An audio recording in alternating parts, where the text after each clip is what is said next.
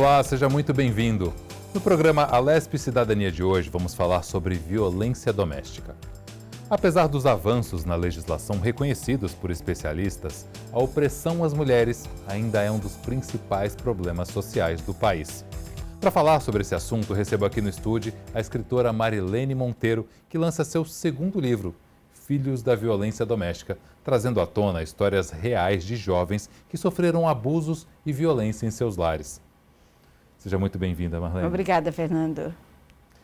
De forma virtual, a gente conversa também com a advogada Jéssica Marques, especialista em direito penal. Ela vai explicar as mudanças, perspectivas e novidades em relação às leis vigentes que amparam as vítimas. Seja também muito bem-vinda ao nosso programa. Obrigada, Fernando. Eu que agradeço.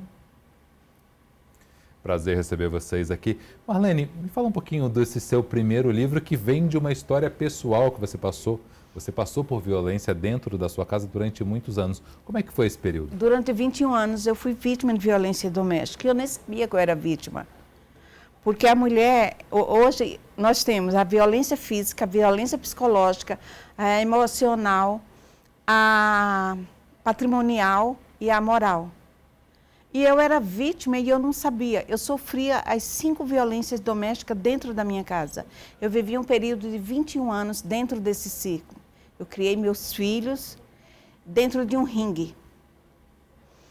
E chegou uma hora que eu dei um basta na situação. Chegou uma hora que eu desci do salto, eu parei de ajudar e eu passei a ser ajudada.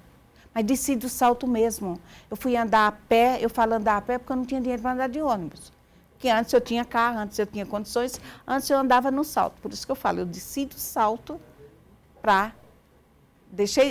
parei de ajudar e passei a ser ajudada.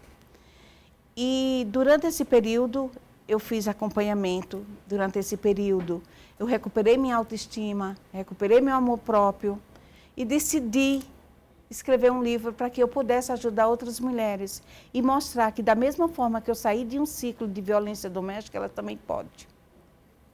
Agora, Marlene, o mais difícil primeiro a parte de reconhecer que você estava sofrendo uma violência, o mais difícil é dar esse salto, é dar esse pulo, mudar essa perspectiva e a partir daí começar a se impor. Como foi esse período? O que deu start para você mudar? A violência doméstica ela é silenciosa. O homem não chega agredindo a mulher no início. Ele vai tirando a autoestima dela. Teu cabelo tá feio. Aí a mulher procura arrumar o cabelo. Ah, essa tua roupa não tá legal. Aí a mulher vai e troca de roupa para agradar a ele. Esse perfume não tá bom, essa comida não tá boa. E a mulher vai se anulando. Porque ela vai cada dia dando um passo para ajudar, para agradar o companheiro, não a ela. Ela passa a esquecer dela, ela passa a não se preocupar mais com ela e se preocupar a mudar, a agradar o companheiro. E tudo que a mulher faz não agrada. A violência física, ela vem com bastante tempo, não é no início. Ele começa com a psicológica, que é trabalhar o emocional da mulher. Você não é capaz de fazer isso, você não é ninguém sem mim, você não dá um passo fora de casa sem a minha ajuda, e a gente passa a acreditar. Você é sozinha, ninguém gosta de você, você não tem amigos. E eu fui me afastando das pessoas e fui me anulando. E chegou uma hora que uma amiga me deu um conselho para que eu fosse fazer terapia. E eu fui para a casa Bete Lobo. E comecei a fazer terapia. Mas eu encontrei um amigo, eu estava te falando, o Dalcide Biscalqui. Ele era padre na época. E eu conheci ele, me aproximei dele, e ele começou a mostrar que eu não era o lixo que o meu marido dizia que eu era. Que eu era uma mulher filha de Deus, que eu merecia ser amada, merecia ser respeitada, merecia ter a minha dignidade. E dali eu fui dando os primeiros passos, dali eu fui acreditando em mim. Mas chegou uma hora, quando eu me separei, que eu dei um baixa, porque assim, ele ia embora e voltava. Era aquele ciclo. Ia, voltava, aí ficava a fase da lua de mel. Uma semana, 2, 3. Nossa, meu casamento está mil maravilha, meu marido voltou, que bom. Mas daí a 2 semanas, 3 semanas, começava de novo. A agressão física, a agressão psicológica, agressão sexual, patrimonial, porque eu trabalhava e eu não tinha direito de pegar no meu dinheiro.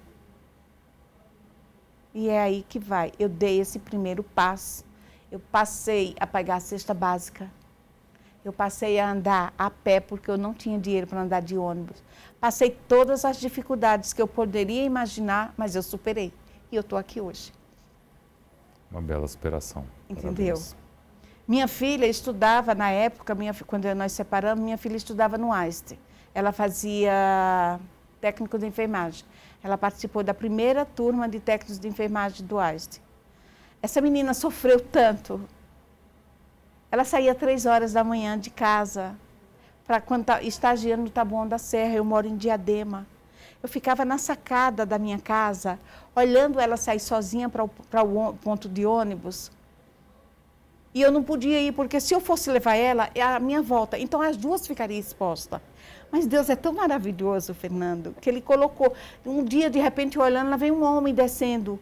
E eu vi quando ela parou e conversou com aquele homem, e ele foi com ela. Era o pai de uma amiguinha dela que trabalhava no trólebus, motorista. E dali ele passou a levar ela todo dia. E nós não tínhamos dinheiro.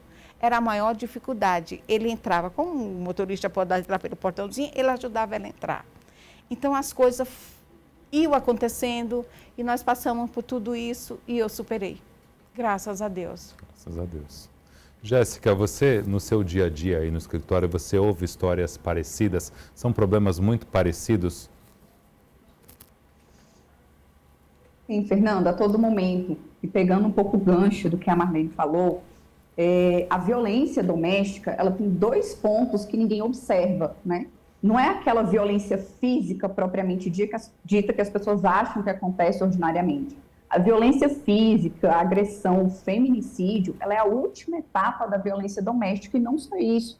A violência ela não está presente apenas no âmbito do casal, ela acaba se espalhando por todo o ambiente familiar, para os filhos, para quem está próximo.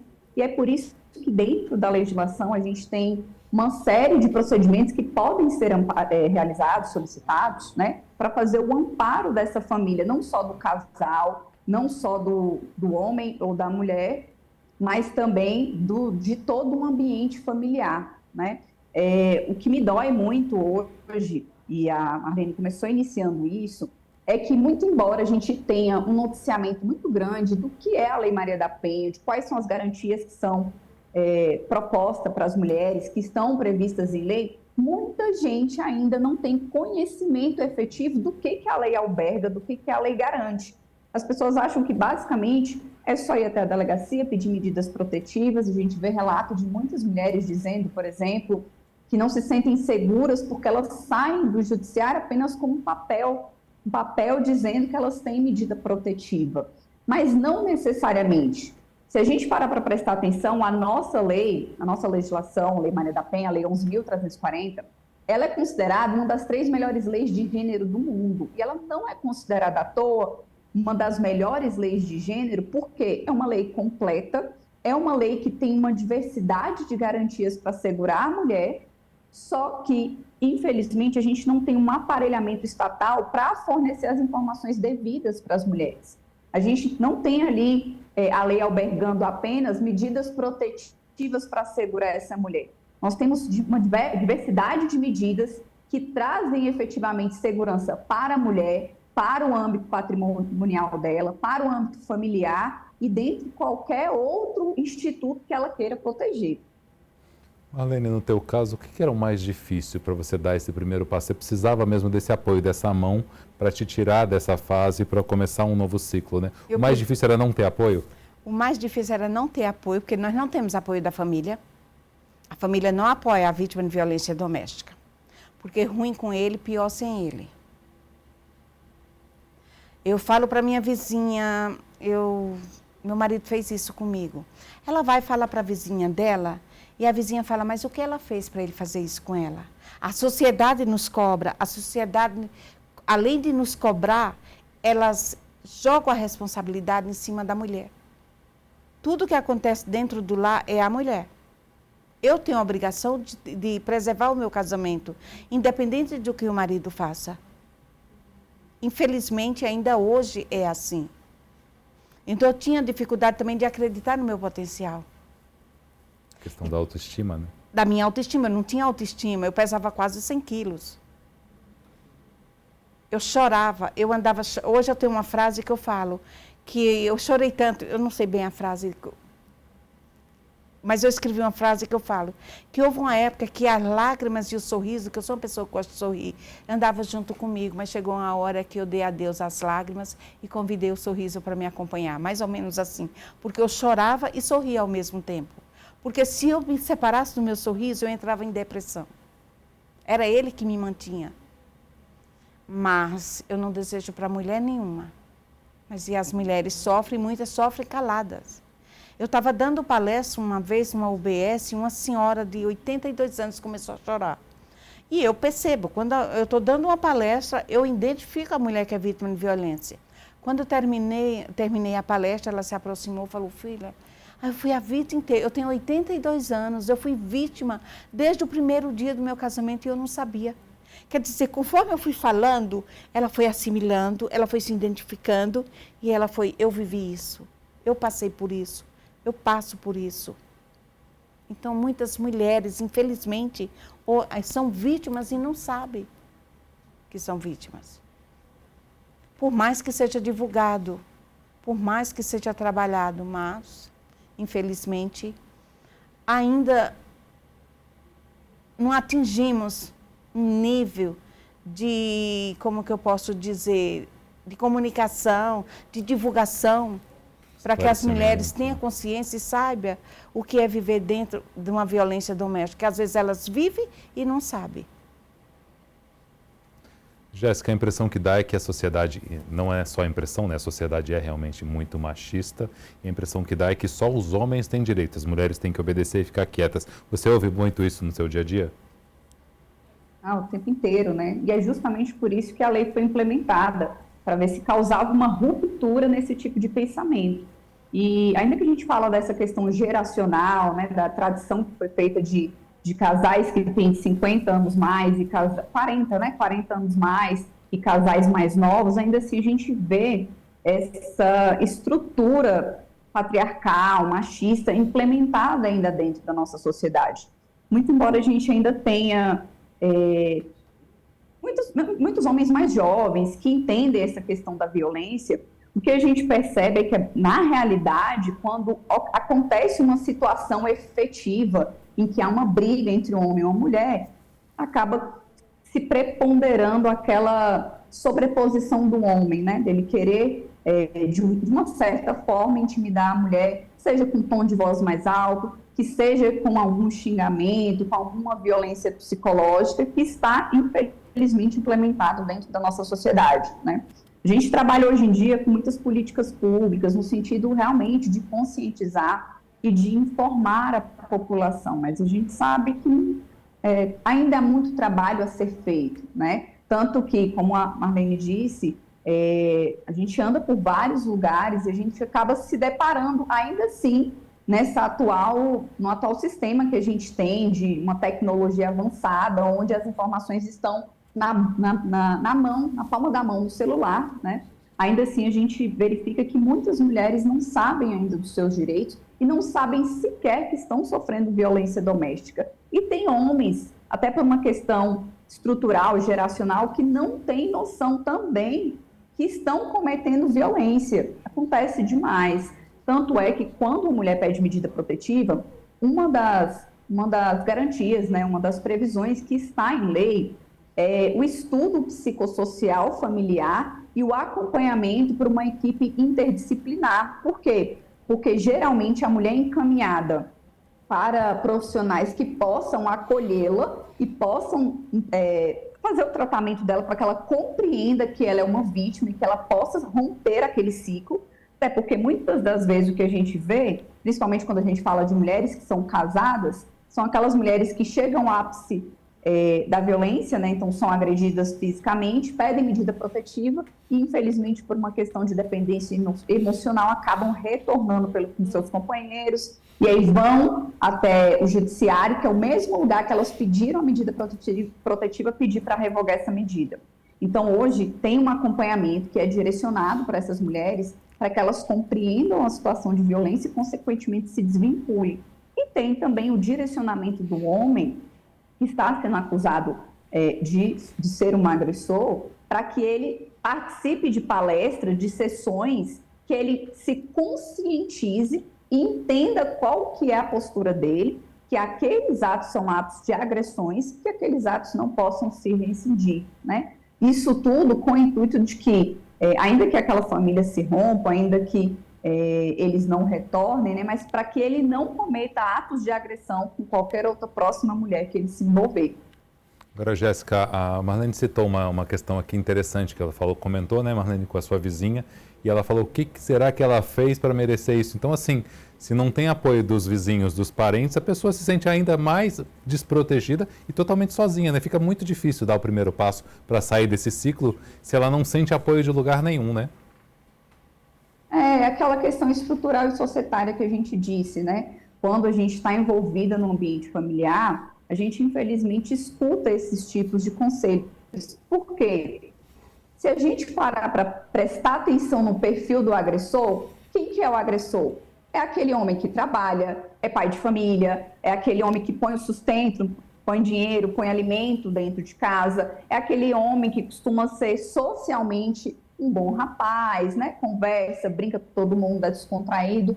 É muito raro você pegar um agressor que é uma pessoa efetivamente descompensada, uma pessoa que é malquista pelas pessoas. Pelo contrário, geralmente o agressor é uma pessoa bem quista pela sociedade. Então, quando a mulher, infelizmente, vai fazer um pedido de socorro, muitas pessoas chegam a desacreditar a palavra dessa mulher, chega a perguntar, a questionar se realmente ela sofreu uma violência, e quando elas conseguem vislumbrar isso, enxergar que houve uma violência, elas costumam, inclusive, dar péssimos conselhos no sentido de é isso mesmo que você quer fazer, né? Você não sabe como é que está o mundo de hoje e tudo mais. E não é bem assim. Até porque todos os mecanismos que a gente tem dentro da Lei Maria da Penha e todas as atualizações que estão tendo de uma forma bastante rotineira atualmente, é no sentido de romper definitivamente qualquer tipo de agressão contra a mulher e principalmente acabar com o número alarmante que a gente tem de feminicídios, né? Porque as agressões elas estão chegando em um ponto tão alarmante que a gente vê aí nos noticiários quase que todos os dias, muitas mulheres sendo mortas pelos seus companheiros. Então, a gente tem que implementar dentro da sociedade, a gente tem várias políticas públicas nesse sentido, de que a violência doméstica e familiar jamais deverá ser aceita pela sociedade. Agora, Marlene, no teu caso, você tinha ainda a sua filha, né? E assim, essa estrutura de violência constante ao longo de todos os anos provavelmente deve ter afetado também a autoestima da sua filha também, né? Como trabalhar isso com os filhos para que eles não absorvam toda essa carga, todo esse peso que você sente no teu dia a dia? Os meus filhos, eu tenho um casal. Hoje são casados, pai de família, mas eu percebo que eles têm sequela de tudo que eles vivenciaram dentro de um lar conturbado pela violência doméstica. E a Jéssica falando aí, a doutora Jéssica falando, eu estava pensando, a mulher, é vivência própria, por experiência própria, a mulher, ela não sai de um ciclo de violência doméstica se não for trabalhado a autoestima dessa mulher. Se ela não recuperar a autoestima, não recuperar a dignidade dela, porque a gente perde a dignidade dentro de um relacionamento abusivo. Eu ouvi a palavra vagabunda, pode falar? Todos os dias. E meus filhos viam a mãe sendo tratada assim. Então, a gente vai perdendo a dignidade, vai perdendo a autoestima, vai perdendo o amor próprio. Se a mulher não recuperar a sua dignidade, a sua autoestima e o seu amor próprio, ela vai morrer dentro de um ciclo de violência doméstica. A minha psicóloga nunca chegou para mim e falou, se separa. Não, ela foi trabalhando a minha autoestima. Ela foi mostrando, um dia ela falou para mim, Marlene, se você for vender limão na feira, você ganha dinheiro. Eu acho que eu estava precisando ouvir aquela frase, entendeu? Que eu tenho potencial, que eu era capaz e sou de sair desse ciclo e viver sozinha. E chegou uma hora que eu tomei uma decisão e falei, chega. Como eu falei, passei necessidade, comecei a pegar a cesta básica. Vizinhos levaram pão na minha casa para comer com ovo mexido. Eu adoro pão com ovo mexido. Mas eu comia porque eu não tinha outro alimento, entendeu? Eu abria minha geladeira, só tinha uma garrafa de água. E era água de torneira que eu não podia comprar água. Eu passei por tudo isso. Mas por quê? Porque eu recuperei a minha autoestima. Eu acreditei na minha capacidade. Eu acreditei em mim. Eu sabia que eu ia ter força para sair. Que eu ia lutar e que eu ia vencer. Se eu não tivesse essa crença, se eu não tivesse acreditado na Marlene, eu não estava no circo porque ele já morreu. Mas eu tinha ficado até 2017. A questão financeira acaba pesando muito, né? É onde o agressor, ele pega a mulher na situação financeira, entendeu? É a situação financeira que mais... Porque tem os filhos. A gente se preocupa, peraí, meu filho não tem... Eu não posso permitir que meu filho fique sem um alimento. Eu não posso permitir que meu filho fique sem uma casa para morar. Então, o financeiro pesa. É fácil falar de uma mulher que vive dentro de um ciclo de violência doméstica. Ah, ela não sai porque não quer. E a gente ouve muito isso da sociedade. Ah, ela apanha porque quer. Não, ela não tem força para sair. Foi trabalhado o emocional dela. Ela não acredita que ela é capaz de dar um passo sozinho, entendeu? Então é isso que acontece. E o agressor sabe disso. Parece que eles têm uma inteligência voltada para o mal. Que é nisso que eles trabalham. E todas as mulheres que eu conheço e que eu já acompanhei até hoje, motivei e que elas saíram do ciclo, todas elas falam. Parece que um copia o outro. É uma sequência. O modus operandi deles é muito parecido. Os modus operandi deles são muito parecidos. Todos são iguais. Entendeu? Infelizmente. Jéssica, a legislação prevê esse auxílio a essas mulheres que sofreram violência a partir do momento que ela entra com uma ação, ela entra numa lei Maria da Penha. Como que funciona esse processo para que ela tenha garantidos os seus direitos e dos seus filhos para não passar necessidade como a Marlene passou? Olha, a primeira coisa que a gente tem que levar em consideração é que não só o auxílio, como a lei prevê vários mecanismos de proteção, tanto ao psicológico como à questão patrimonial da mulher, né? O primeiro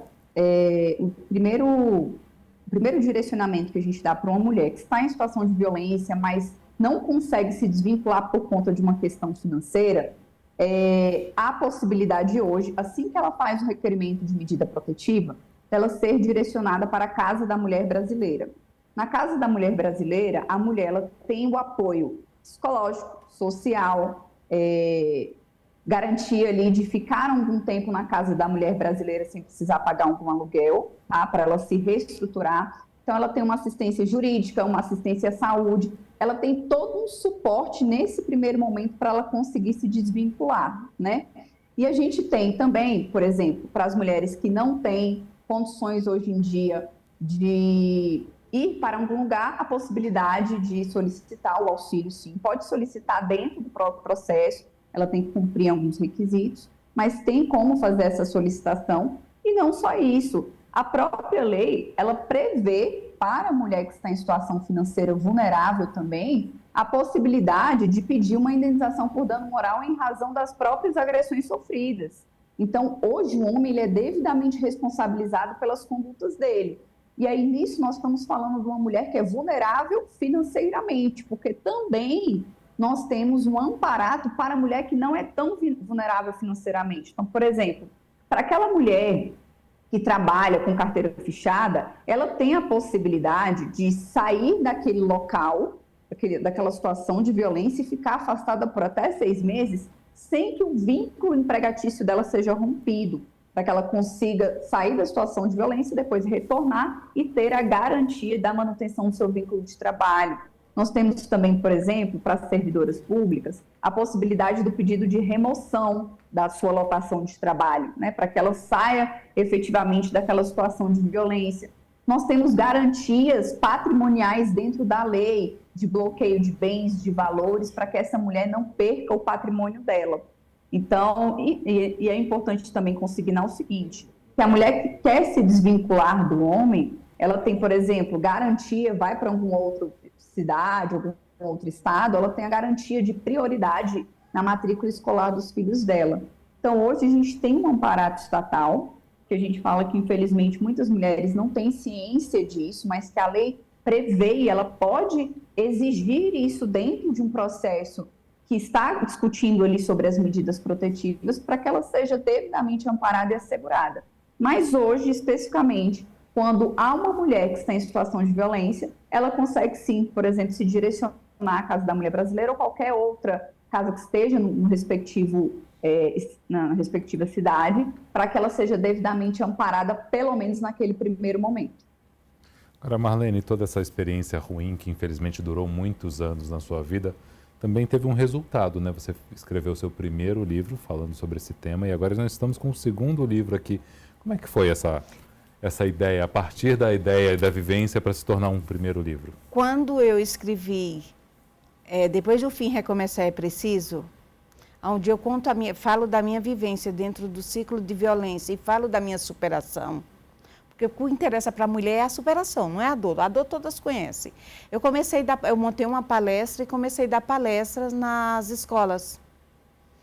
E alguns jovens se identificaram comigo. No término da palestra, eles vinham e relatavam o que eles viviam dentro do lar. Violência física, violência psicológica, violência sexual. E quando chegou em 2020, durante a pandemia, houve a quarentena. A quarentena, que a gente não podia sair de Não casa, podia não sair, podia fazer e eu nada. moro sozinha. O que é que eu fiz? Eu não fui chorar.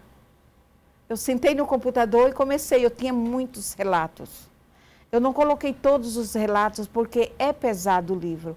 Aí eu comecei falando do amor, do perdão, da vivência de um casal dentro, como dar o início à violência doméstica. Comecei a falar daquele casalzinho de 70, 80 anos, 90 anos, que estão ali um segurando na mão do outro. E deixei ele leve. Aí eu comecei com o relato dos jovens. Eu comecei com o relato dos filhos da violência doméstica. Aí é pesado.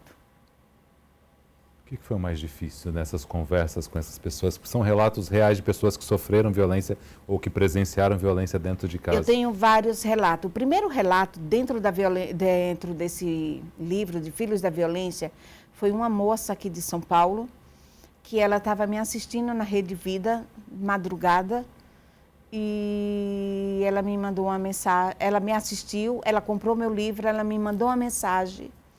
E eu fui até ela. Ela trabalhava no Einstein. Eu falo porque ela não trabalha mais, ela já foi embora.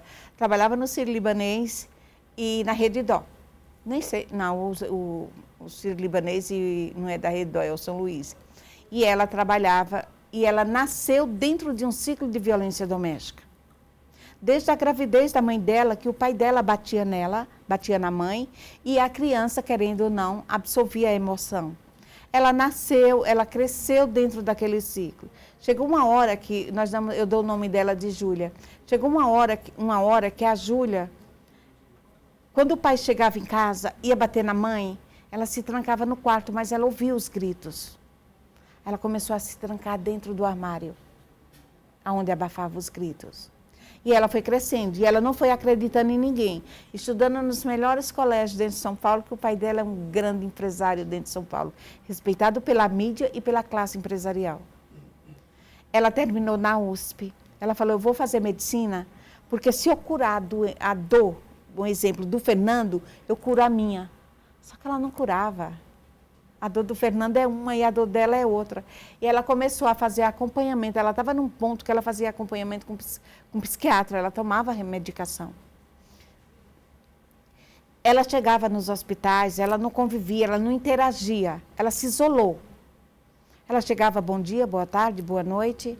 Ia para o consultório, atendia, saía, voltava para o quarto de conforto, né, que chama dos médicos, pegava um livro e começava a ler. E quando ela me convidou, que pediu para conversar comigo, eu fui lá na Higienópolis, nós sentamos naquele shopping e ficamos uma tarde.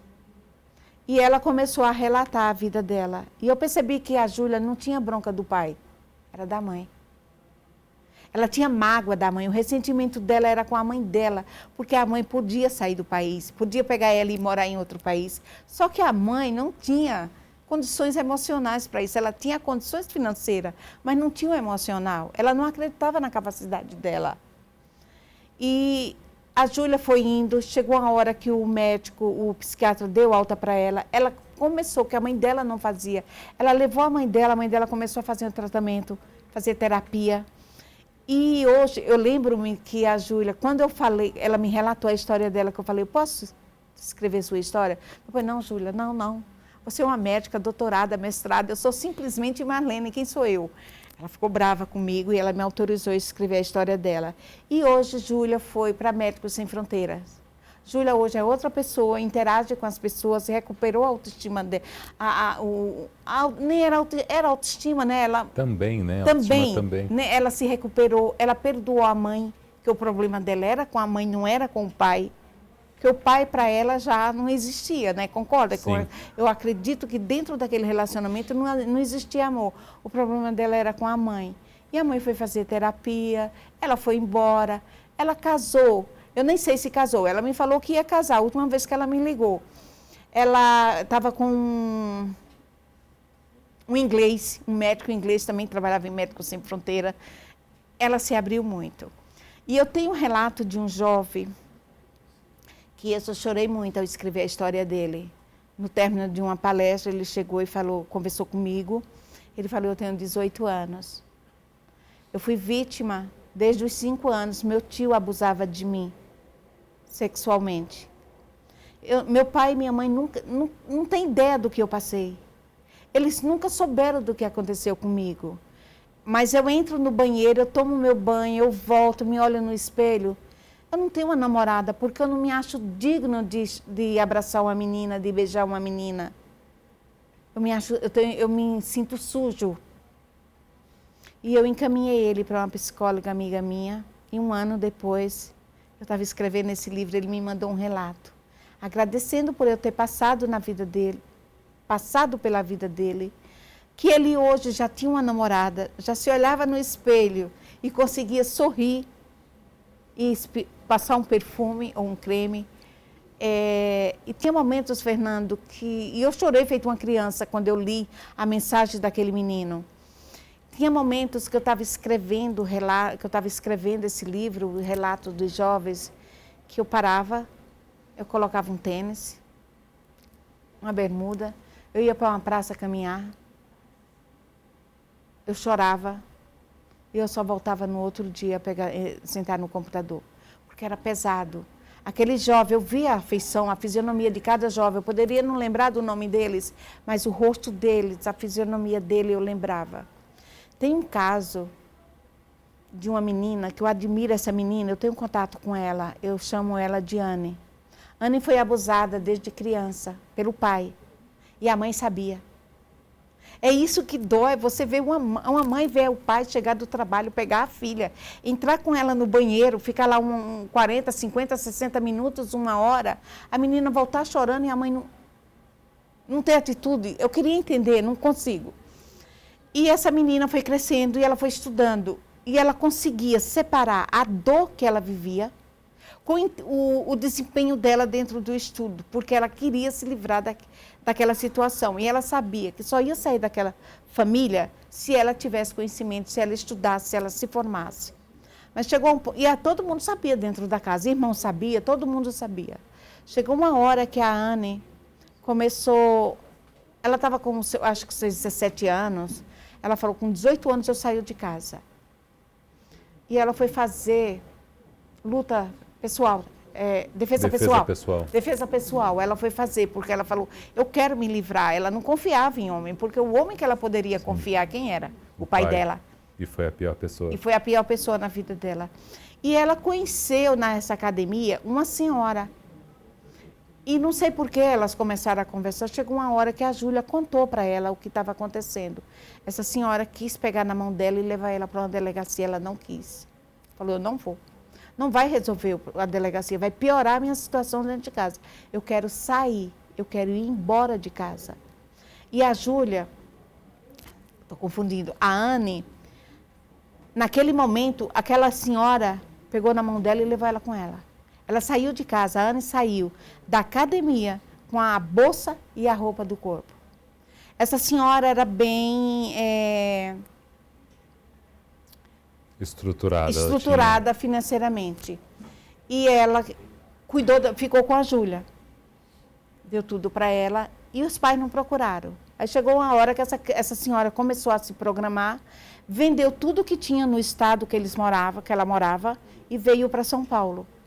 Chegando aqui em São Paulo, a Anne conheceu um sobrinho dela, se apaixonaram e casaram. E hoje ela fala, eu sou feliz. O que eu admiro nessa menina, é pesada a história dela, parece coisa de ficção, parece ficção, não é real. O que me impressionou na Júlia foi ela ter essa capacidade de separar e dizer, eu vou deixar para trás tudo que eu vivi e eu vou seguir um novo caminho sem olhar para trás. Foi o potencial dela, a coragem dela, a decisão dela, a determinação dela. Foi impressionante. Eu chorei muito também a escrever a história da Anne. Difícil, né? É difícil. E tem vários relatos de jovens aí. Imagino. Jéssica, para você, como uma mulher jovem, até uma profissional do direito, como é para você escutar histórias como essas? O que é o melhor da sua profissão? O que é o lado bom e o que é o lado mais difícil? Como lidar com esses problemas dos outros tão difíceis, tão pesados e que envolvem, às vezes, uma vida inteira? Não vou mentir que é difícil, né? Quando a gente recebe uma pessoa aqui no escritório, ela geralmente está com o psicológico totalmente abalado. E o melhor da profissão é porque a gente sabe quais são os mecanismos que dá para amparar uma mulher, que dá para poder trazer o mínimo de dignidade para a vida dela, né? Hoje a gente tem uns exemplos que são bem tristes, como esse que a Marlene trouxe, de mulheres que foram abusadas em toda a sua infância e elas acreditam que não vai adiantar, já passou muito tempo, então eu não vou fazer uma denúncia porque isso vai me desgastar. Mas a gente consegue encorajar essas mulheres, primeiro, porque quando a gente fala, por exemplo, de um abuso sexual, a prescrição para esse crime só inicia a partir do momento que a mulher atinge a maioridade. Então, ela pode, sim, a qualquer momento, noticiar esse crime para que ela consiga uma resposta para aquilo, para que aquela pessoa que cometeu aquele ato tão odioso seja devidamente responsabilizada. E hoje, dentro do judiciário, a gente tem um mecanismo de trazer uma relevância, uma importância à palavra da mulher, porque a gente sabe, como bem diz a Marlene no início, que todos os crimes de violência doméstica, não vou dizer todos, mas a maioria deles, são cometidos entre quatro paredes. Não são cometidos quando ninguém está vendo, não tem uma testemunha. No máximo que se tem ali é uma testemunha familiar, um filho, mas boa parte das vezes não tem nenhuma testemunha. Então, essa mulher, ela é acolhida de uma forma diferente pelo judiciário. Ainda que não se tenha, por exemplo, marcas de uma agressão física, a gente consegue olhar dentro do olho dela e verificar que tem marcas, sim, de uma agressão psicológica. E hoje a gente tem, por exemplo, crime de violência psicológica em que a vítima é a mulher. Então, se você causa um dano emocional à mulher, que diminua a sua autoestima, isso é uma violência, hoje é tipificado, e a gente consegue buscar uma resposta para essa mulher, e muitas das vezes não tinha noção, ou se teve noção, não teve coragem de buscar o judiciário para ver aquela pessoa responsabilizada. Então, o bom da profissão é isso, né, da gente poder ter todos os mecanismos para trazer o mínimo de dignidade para a vida dessa mulher, para resguardá-la, para protegê-la e para proteger não somente a ela, mas também todo o âmbito familiar dela.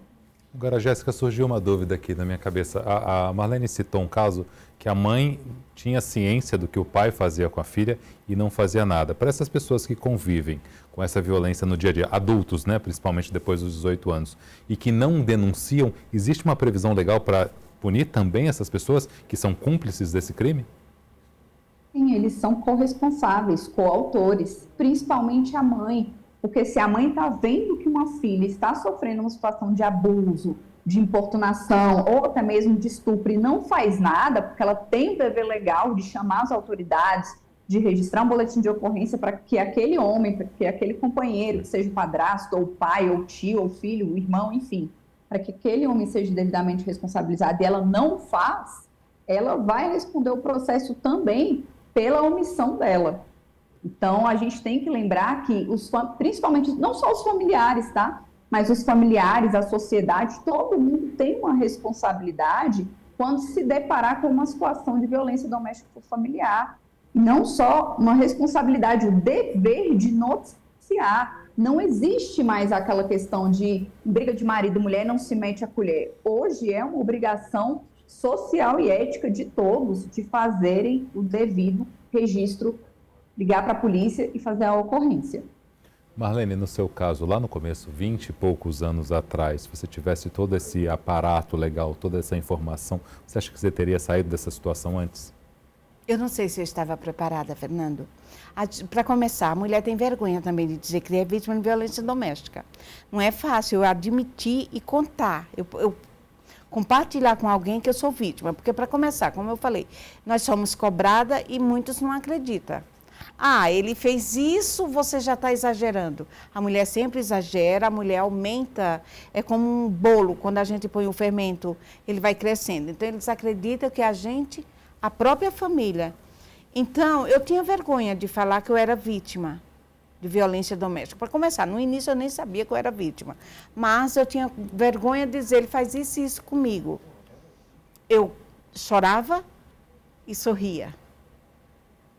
Se chegasse uma visita na minha casa, batesse na porta, eu podia estar chorando. Eu ia receber com um sorriso nos lábios. Ninguém percebia. Eu não sei, foi uma pergunta que você fez, ninguém nunca me fez essa pergunta. Eu não sei se eu teria saído, se era o meu tempo, se eu estaria preparada, como que seria? Será que eu teria coragem de dar o primeiro passo e enfrentar tudo que eu enfrentei e superar e me restaurar financeiramente, primeiro emocionalmente, financeiramente? Será que eu tinha naquela época? Tinha maturidade para isso? Talvez não. Além de todos os problemas, né, de todas as coisas que envolvem essa parte, esses anos todos de violência, eu acho que a questão psicológica é a mais difícil, né, É a mais difícil. Ainda hoje, se eu te falar para você que apesar de toda terapia que eu fiz, se eu dizer que eu não tenho sequelas, eu estou mentindo. Ficam sequelas para o resto da vida. Eu era desequilibrada. Se eu estivesse aqui falando com você na época, eu já estava chorando. E eu queria que você chorasse. Se você não chorasse, é porque você não gostava de mim. Entendeu? Nós ficamos... é a carência. É uma carência. É uma solidão a dois. Que eu falo que a pior solidão é a dois. Que nós vivemos. Que não é fácil enfrentar. É um desequilíbrio emocional que a mulher... Eles são, eu vou usar uma palavra agora, o agressor ele é tão diabólico que ele sabe pegar no ponto fraco. Quantas vezes o pai dos meus filhos saía de casa para trabalhar, meia hora ou 40 minutos ele saía sorrindo. E eu feliz porque ele tinha saído sorrindo, porque ele me deu um beijo, estava tudo bem. 40 minutos depois ele voltava, parecia um animal. Ele subia a escada, ele ia no quarto das crianças, ele abria guarda-roupa. Depois de muito tempo eu fiquei sabendo, sabe o que ele estava fazendo? Procurando o homem dentro de casa. Está entendendo? A mente dele. Então, ali eu me sentia culpada, ali eu não sabia o que eu tinha feito, mas eu era responsável pelaquela mudança de humor dele. E naquela mudança, em assumir aquela responsabilidade, que eu era responsável por tudo que estava acontecendo, eu ficava 1 semana, 2 semanas, 3 semanas. O que eu fiz? Por que ele está fazendo isso comigo? É assim que a gente fica o dia inteiro, a mente, entendeu? O que eu fiz? O que eu fiz? Você se sentindo culpada. Se sentindo culpada e querendo descobrir o que você fez para que ele tivesse aquele comportamento. E você não fez nada, eu estava dentro de casa cuidando do almoço para ele e para as crianças, entendeu? Me preparando para trabalhar na parte da tarde que eu trabalhava. Então, eu não sei se eu teria saído desse ciclo preparada para enfrentar um leão por dia. Preparada para mergulhar nessa selva que nós vivemos. Você saiu no momento que você tinha uma maturidade adequada e no momento certo. Eu tinha, porque eu tinha feito um ano de terapia, eu já estava fortalecida, eu já estava acreditando em mim. E eu estava, o que vinha agora eu enfrento. Entendeu? Eu estava como uma guerreira com a lança na mão. Então eu acredito que o momento foi aquele. Você buscou forças nesse 1 ano de terapia para Por isso partir daí dar o e primeiro continuei na terapia, entendeu? Ele foi embora, eu continuei. Então eu falo, se eu não tivesse fazendo terapia, eu teria estrutura emocional? Financeira nem se fala, porque sair eu não tinha mesmo estrutura financeira. Mas emocional, eu teria estrutura emocional? Não, porque ele ia embora e eu aceitava de volta. Ele foi mais de 10 vezes durante esse período, ele ia e voltava, porque eu não tinha uma estrutura emocional, não era financeira, era emocional. Você tinha que estar preparada para Eu poder tinha que não estar. aceitá-lo E mais. quando Né? ele voltava, eu voltei, tá? Mas a próxima vez que você fizer qualquer coisinha, eu vou embora e não volto mais. Põe isso na sua cabeça, tá? Eu não vou admitir que você faça mais nada. O que é que eu fiz? Já voltava ameaçando. E você ficava pisando em ovos para não fazer nada para desagradar aquele companheiro, para ele não ir embora. Isso não é vida, você não deseja uma vida dessa para ninguém. Eu não olhava dos lados, porque se eu olhasse do lado, eu já estava paquerando alguém, olhando para um homem, traindo ele. Eu falo no meu livro, Depois do Fim, Recomeçar é Preciso, ele chegava a me dar um homem por dia. Eu falo, se fosse hoje, com a minha autoestima, eu ia me sentir a mulher mais poderosa. Mas naquela época, aquilo me humilhava, aquilo doía. Na frente dos meus filhos, entendeu? Era assim. Então, eu não tinha emocional para sair do ciclo, não. Eu saí na hora certa. Jéssica, quais foram, na tua opinião, os maiores avanços dessa legislação? Você citou várias coisas que estão mudando, que estão fazendo diferença na vida das pessoas. O que você gostaria de citar de melhores avanços na legislação? Maria da Penha e as outras, por favor. Primeiro, que eu achei de bastante importância é tipificar o crime de violência psicológica. Por quê? Porque antes não tinha essa tipificação. Então, havia um dano emocional à integridade psicológica da mulher e, mesmo assim, em razão disso, não tinha uma responsabilização do agressor. Então, acredito que essa foi uma das atualizações de extrema importância. Nós tivemos atualizações, por exemplo, de homens que têm porte ou posse de arma, para que, assim que há o registro de uma medida protetiva, esse porte ele é restrito e essa posse é suspensa. Então, a mulher tem uma garantia maior disso tudo.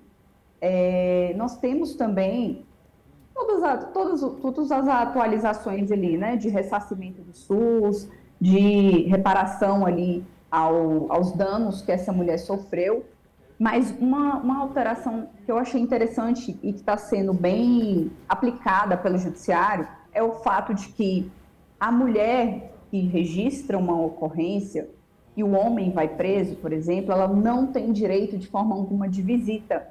Antigamente, a gente tinha a possibilidade dela ir visitá-lo, uma vez que ele fizesse o cadastro dela, como visitante, ela ia visitá-lo. Hoje já não pode, isso é bloqueado. Para quê? Justamente para romper esse vínculo de vai e volta. Vou desistir da medida protetiva, não tem mais isso.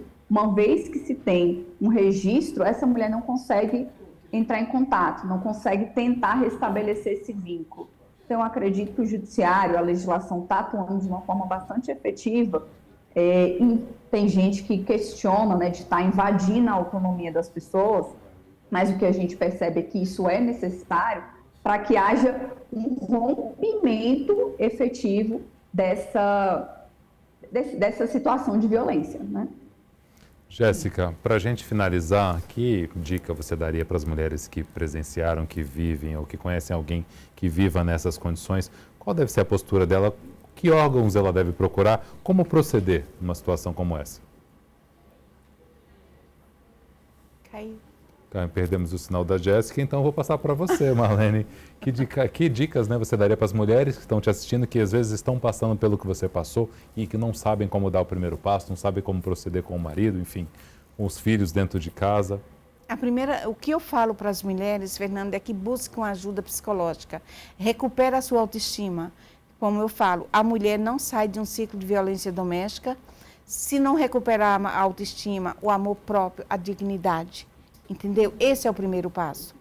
Ninguém, mulher nenhuma, sai de um ciclo de violência sem recuperar a autoestima, sem acreditar na capacidade dela.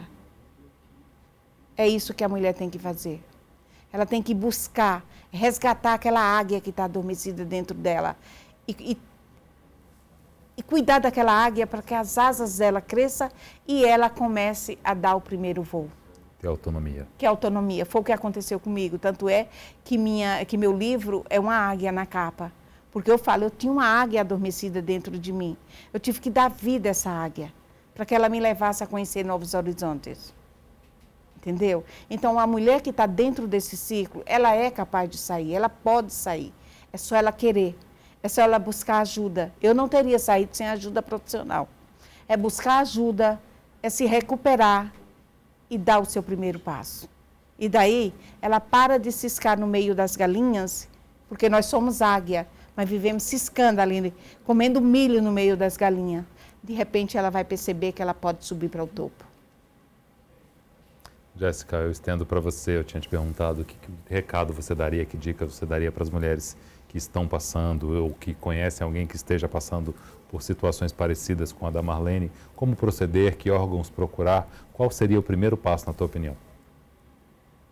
A primeira coisa é noticiar efetivamente a situação de violência. Hoje a gente tem um Disque Denúncia, que é o 180, temos as delegacias especializadas, tem o Ministério Público. Então, tem vários órgãos que se podem noticiar uma violência e buscar efetivamente a ajuda de um profissional, como um psicólogo, para poder se desvencilhar da dependência psicológica, de um profissional jurídico para entender qual que é a dinâmica da sua vida particular e quais são os mecanismos que podem ser utilizados na sua vida para que ela consiga um amparato estatal, tanto uma questão ali patrimonial, psicológica, de afastamento, para poder resguardar a integridade física dela e também da sua prole, dos seus filhos e dos seus familiares. E lembrando que a gente tem um amparato estatal maravilhoso dentro da lei. Então, tem que mudar essa perspectiva da mulher no sentido de que eu não vou registrar porque eu só vou sair de lá com um papel com medida protetiva. Não, a lei garante vários instrumentos de mecanismos de segurança para que essa mulher seja devidamente resguardada. O maior problema que a gente tem hoje é que elas não têm ciência do que a lei promove e, infelizmente, quando elas vão solicitar uma ajuda, os profissionais do Estado acabam também não fornecendo tais informações. Mas a orientação que eu dou é buscar, sim, uma forma de responsabilizar esse homem e principalmente, dela se desvencilhar, tanto de forma psicológica, como um profissional para resguardar ela e a integridade dela e da família dela. Jéssica, eu queria agradecer a tua presença aqui no programa, a disponibilidade de tempo para participar aqui conosco e agradecer os seus esclarecimentos. Muito obrigado. Viu? Eu que agradeço, Fernando, agradeço poder compartilhar um assunto que é tão importante hoje em dia e que a gente precisa bater cada vez mais na tecla. Caiu o sinal. Infelizmente, nós perdemos o sinal da Jéssica novamente. Marlene, quero agradecer. Quem quiser comprar o seu livro, encontra nas livrarias, normalmente na internet, como é que faz? Ele está na Amazon, o e-book. Como ele foi lançado agora em outubro, o físico ainda não está, mas está sendo revisado, produzido pela Amazon para estar disponibilizando, mas o e-book já está lá. Quem Então quiser. eu sou privilegiado, já tenho o físico aqui comigo, sou um dos poucos. Está disputado esse livro aqui no estúdio. Tá disputado, mas é seu. Obrigado, viu, Marlene, pela tua presença aqui no estúdio. Foi um prazer te conhecer, tá? O prazer foi todo meu, Fernando. Obrigada por vocês terem me dado essa oportunidade e estar divulgando esse livro, que eu falo que é o meu segundo filho.